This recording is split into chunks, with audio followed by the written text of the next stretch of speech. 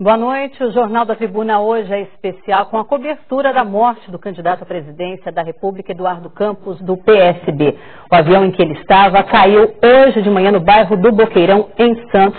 Nós temos algumas imagens ilustrativas de como provavelmente aconteceu esse acidente. O avião onde Eduardo Campos estava saiu do Rio de Janeiro hoje cedo e quando estava pronto para aterrissar na base aérea de Santos, por volta das 10 da manhã, ele teve que arremeter e depois caiu nas imediações do Canal 3, próximo à Rua Vaia de Abreu e também a Alexandre Herculano. Esse é o momento, provavelmente, quando o acidente aconteceu. Além do Eduardo Campos, havia outras 6 pessoas entre assessores e equipes de TV que acompanhavam o Eduardo Campos e todas elas morreram. O avião caiu em cima de algumas casas, atingiu pelo menos uns 10 imóveis ali nessa região da Vaia de Abreu e da Alexandre Herculano, no bairro do Boqueirão. 6 pessoas deram entrada no hospital, nenhuma delas em estado grave. Os imóveis atingidos foram alguns apartamentos de um prédio, também teve uma academia que foi atingida, uma clínica veterinária, escola infantil também foi atingida e algumas residências por aí. Várias autoridades vieram hoje à Prefeitura de Santos. O Eduardo Campos, ele veio à região participar de um seminário Santos Export, tinha outros compromissos também aqui na região e outras autoridades também estavam na cidade, estavam na Prefeitura de Santos, foram todas para a Prefeitura, deram coletiva à tarde, estava o Michel Temer, estava o governador do estado também. Temos agora algumas imagens do Eduardo Campos, ele que deu entrevista ontem ao vivo no Jornal Nacional para falar de sua campanha política.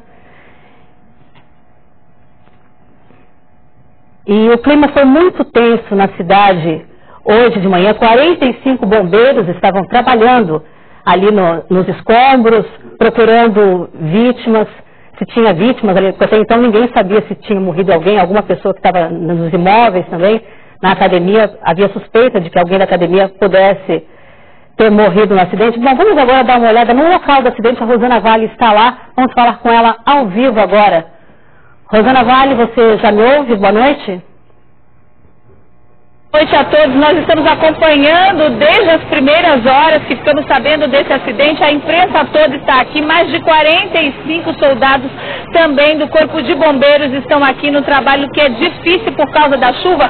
Agora eu queria que o Alex visse se consegue mostrar aquele prédio dali, olha só, porque toda essa área aqui está interditada, mas aquele prédio tem uma testemunha muito importante. Inclusive eu conversei com o representante da aeronáutica que está aqui acompanhando os trabalhos e ele ouviu o depoimento dessa testemunha, que é a Valdelice, que está aqui comigo agora, que esse testemunho foi muito importante para que a gente pudesse entender como foi esse acidente, né? Ela é cuidadora de idosos, ela estava trabalhando ali no momento do acidente e pode detalhar pra gente o que aconteceu, Valdelice? Estava na janela, aí eu vi um barulho muito forte, quando eu virei que eu olhei, o avião estava vindo em direção à janela, daí eu falei, vai entrar.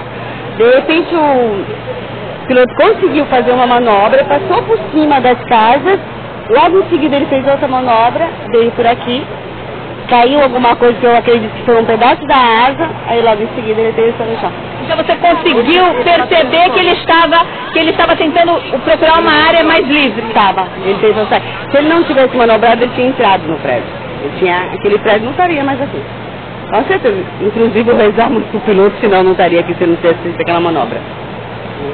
Ele fez um tudo para sair fora. Ele fez um tudo. Tá certo, obrigada. Olha, o depoimento da Valdelice vai de encontro ao que de outras pessoas já disseram pra gente também, que o avião já estava com problemas. Algumas pessoas relataram que viram uma bola de fogo, né? E o piloto não conseguiu ter o controle. E daqui a pouco a gente volta, viu, Melissa, com outras informações. Está muito tumultuado aqui durante toda a tarde. A gente viu as equipes do Corpo de Bombeiros, da Polícia Federal, da Aeronáutica, todos trabalhando em conjunto. Inclusive tem uma viatura ali, onde eles montaram uma espécie de mapa para poder detalhar realmente a situação. Melissa. Obrigada, Rosana. E vamos então ver a reportagem que a Rosana fez hoje durante toda a tarde, acompanhando esse trágico acidente que aconteceu aqui em Santos. Durante todo o dia, a imprensa e também os moradores do bairro do Boqueirão acompanharam bem de perto o trabalho dos bombeiros. A chuva dificultou bastante, mas a toda hora chegavam pessoas aqui para contar onde estavam e o que viram no momento do acidente. São depoimentos impressionantes. Deu um estrondo e quando eu vi, sacudiu minha casa toda, até uma estrutura bem forte, sacudiu tudo, trepidou tudo, começou a cair tudo, lustre. E aí eu me ajoelhei. Quando eu me ajoelhei, a porta iniciou o segundo estrondo, né, que o avião acho que explodiu o restante, né, do combustível, e nisso a porta voou. Quando voou, ela passou por cima da minha cabeça, porque eu me abaixei. E a porta era de 5 centímetros mais ou menos, então com a velocidade, a força que vinha, eu não estaria aqui. Foi coisa muito rápida, não deu tempo nem de pensar, foi coisa assim de 10 a 15 segundos. Como se fosse um clarão pegando fogo, uma bomba, alguma coisa, e o barulho, né? E tudo derrubando dentro de casa, caindo, portas arrebentando. Eu estava sentada, simplesmente passou. Eu achei que era monomotor pelo barulho que fez. Foi um barulho muito forte, puxou meu cabelo inteiro para fora, junto com persiana, casaco, fiquei colada na parede, simplesmente passou pro lado de lá e já barulho. Elas já começaram a pegar o celular para filmar. E a gente viu acontecer na hora, exatamente na hora, tudo aconteceu. A explosão foi muito assustador. Eu estava para tentar pegar um sinal melhor do celular e estava com as duas janelas bem abertas. E eu vi uma aeronave se aproximando. Na verdade, eu vi um clarão. Então eu achei que fosse um transformador gigante que tinha explodido e estava voando, né? Mas aí eu percebi que era uma aeronave pelo forte deslocamento de ar. Eu ouvi um barulho de aproximação de avião muito forte e rápido. Os dois sem saber se vai bater em você, se não vai, até que o barulho sumiu, veio um estrondo e o chão tremeu. Eu percebi que passou um avião ao lado da minha casa e havia explodido. Melhor, naquele momento, ela estava no banheiro, ela olhou pela janela e viu uma bola de fogo passar, o que a gente leva a crer que o avião já vinha em chamas antes da explosão. Conversando com o meu zelador lá embaixo, na hora que eu desci, eu falei, pô, mas ele passou aonde? Eu moro num prédio ao lado de outro e tem uns 12 metros entre eles. Ele passou, assim, no bico entre os prédios até me emborcar. Então, ali eu acho que o piloto ainda conseguiu segurar a máquina para que não houvesse um estrago ainda maior e uma fatalidade maior. E outra equipe de reportagem nossa também estava no local do acidente para acompanhar toda a movimentação. E a Cristiane Amaral acompanhou o trabalho de resgate dos bombeiros. Veja na reportagem. A aeronave ficou em pedaços. O acidente foi por volta das 10 horas da manhã. O avião deixou o aeroporto Santos Dumont, no Rio de Janeiro, em direção à base aérea de Santos, mas arremeteu pouco antes de pousar e foi em direção a Santos. Caiu no meio do quarteirão, próximo ao Canal 3, numa área cheia de árvores, aos fundos de uma academia e do lado de um prédio. Além do candidato Eduardo Campos, outras 6 pessoas morreram. Todas as vítimas fatais estavam dentro do avião. Os bombeiros acreditam que os pilotos possam ter escolhido um local para tentar pousar que não atingisse os moradores do bairro. A aeronave bateu uma boa parte dela numa edificação abandonada, uma casa abandonada. A piscina está com água suja, inclusive, então uma área que não tinha ninguém no momento, no local. Infelizmente ali outras pessoas inocentes não foram atingidas. A aeronave parou dentro do quintal dessa senhora, a poucos metros da cozinha. Ela estava em casa e acompanhou tudo. Explosão muito forte e aí eu fui até a porta da cozinha assim e olhei toda com telhas assim, mas dava para ver uma bola, na hora da explosão, aquela bola de fogo imensa e um cheiro de querosene. Com o impacto, a turbina do avião foi arremessada para o apartamento de cima, que pegou fogo. Pegou a caixa d'água aqui em cima, que rompeu, a caixa está vazando no prédio. E é em cima do apartamento 12, aí que está fechado. E para ter acesso ali é só vir um morador ou o pessoal. O prédio tem 12 apartamentos. Aproximadamente metade dos moradores estava em casa na hora do acidente, assim como frequentadores da academia que precisaram ser levados ao pronto-socorro. Segundo a Defesa Civil, o avião atingiu 10 imóveis.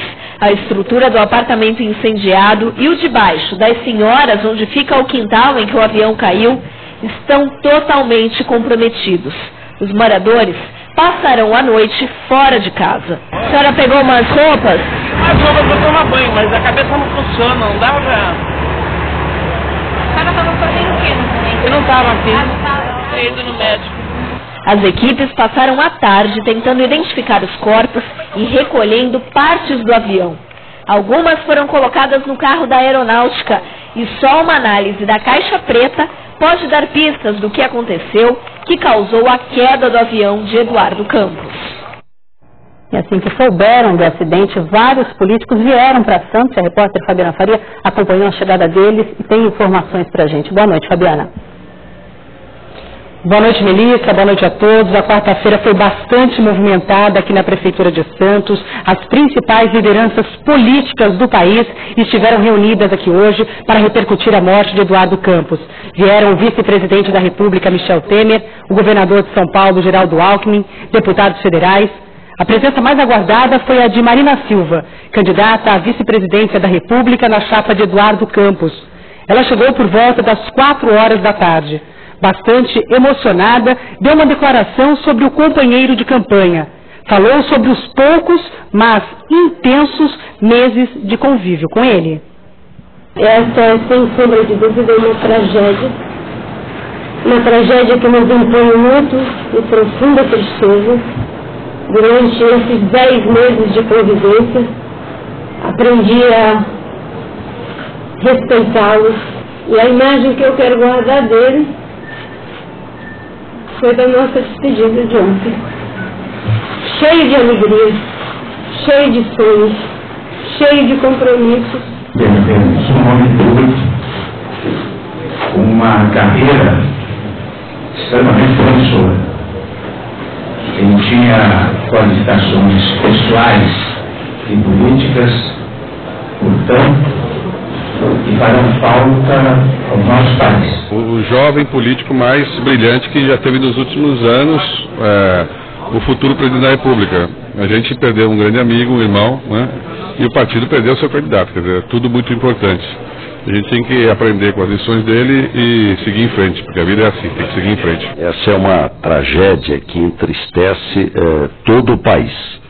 Quero, em nome do povo de São Paulo, trazer os nossos sentimentos aos familiares de todas as pessoas deste acidente e dizer que o Eduardo Campos, o Brasil perde uma liderança jovem, uma liderança promissora, que tinha muito a contribuir pelo país, e eu perco um amigo. O deputado federal Roberto Freire esteve aqui, também estava bastante emocionado. Ele é conterrâneo de Eduardo Campos, disse que o Brasil perdeu um grande político e ele perdeu um grande amigo. A ex-prefeita de São Paulo, Luísa Erundina, também esteve aqui, bastante emocionada, falou sobre o legado político que Eduardo Campos deixa. O secretário de Segurança Pública de São Paulo, Fernando Grella, também esteve aqui hoje para dar uma entrevista coletiva aos jornalistas de todo o país que estiveram reunidos aqui. Pessoas de meios de comunicação, de televisão, de rádio, de revistas, todos se reuniram para repercutir essa morte. O secretário Fernando Grella disse que a Polícia Federal já abriu um inquérito para investigar o caso. Concluir os estudos técnicos sobre o caso, a Polícia Civil de São Paulo também vai abrir um inquérito para apurar a possibilidade de um eventual homicídio culposo, aquele quando não há a intenção de matar. Ainda segundo o secretário de Segurança Pública de São Paulo, os corpos estão sendo levados para o IML de São Paulo, onde serão feitos exames de DNA para reconhecimento desses corpos. Melissa. Obrigada, Fabiana. E além do Eduardo Campos, tinham outras 6 pessoas com ele no avião. Eram o piloto, o Geraldo da Cunha, Marcos Martins era o segundo piloto do avião, Eduardo Campos, Pedro Valadares Neto, Carlos Augusto Leal Filho eram da equipe do Eduardo Campos. Tinham também o Marcelo Lira e o Alexandre Gomes e Silva, que era um cinegrafista e também um fotógrafo da equipe de Eduardo Campos. O acidente, volto a repetir, foi por volta das 10 horas da manhã. O avião saiu do Rio de Janeiro e seguia para a base aérea de Santos, quando ele teve que arremeter e depois caiu nas imediações do Canal 3. Nós temos imagens agora recuperadas da manhã. A fumaça que surgiu com a explosão ali no acidente. Só morreram as 7 pessoas que estavam no avião. Moradores ali da região ficaram feridos, foram 6 feridos, todos passam bem, foram levados para o pronto-socorro central. Uma das pessoas foi encaminhada para a Santa Casa de Santos. O avião caiu sobre alguns imóveis, algumas residências, também sobre uma escola infantil, também uma academia de ginástica. Estamos vendo novamente as imagens ilustrativas do momento que o avião tentou pousar ali na base aérea de Santos, que fica no Guarujá. Aí o piloto teve que arremeter, ninguém sabe ainda o motivo, só com a caixa preta vão descobrir o motivo disso. E ele caiu ali no Boqueirão, em Santos, próximo à Rua Bahia de Abreu e também a Alexandre Herculano. Nossas equipes passaram o dia acompanhando, conversando com moradores, como você viu agora há pouco.